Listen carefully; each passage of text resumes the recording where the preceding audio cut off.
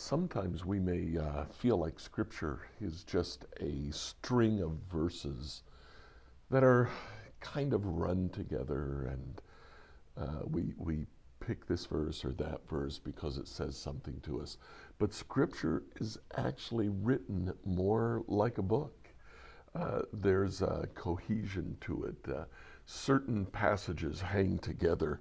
We're going to look at one today, starting in Mark chapter 4, verse 35. There's a paragraph there of Jesus calming the storm, and at the end of that, his disciples are terrified.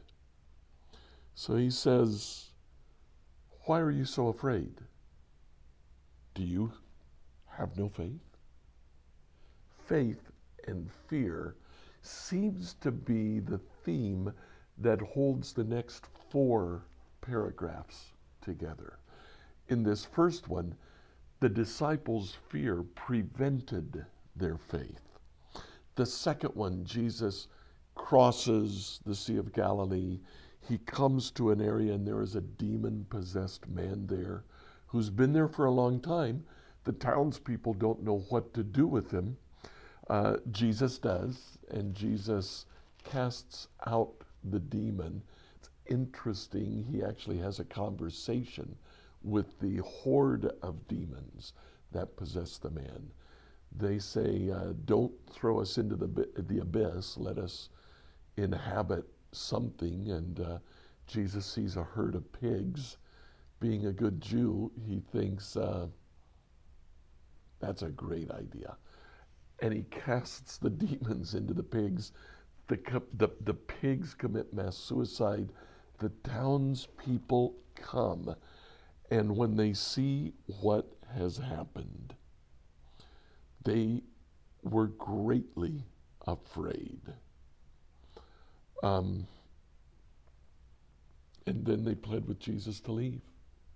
Here again, their fear prevents their faith. The next story has Jesus talking to a crowd.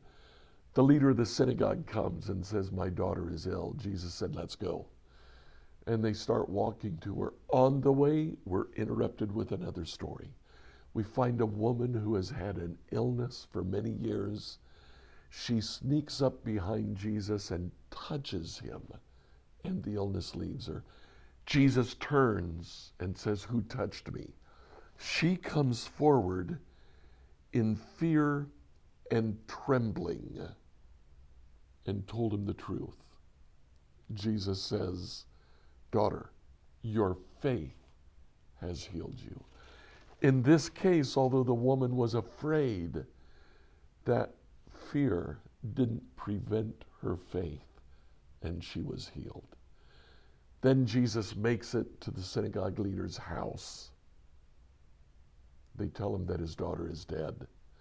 And Jesus looks at the synagogue leader, and in a passage that really kind of summarizes all four of these paragraphs, Jesus says, "Don't be afraid, just believe." Now, my purpose this morning is really to just underline that each one of these four paragraphs presents the dichotomy between faith and fear. On Sunday, we're going to talk about that dichotomy. We're going to kind of explain why fear is the opposite of faith, not doubt. And we'll learn a little bit about that then. But for today, it's enough to know that fear can paralyze us. Fear can prevent our faith. Today, I'd simply challenge you, don't let fear paralyze your faith.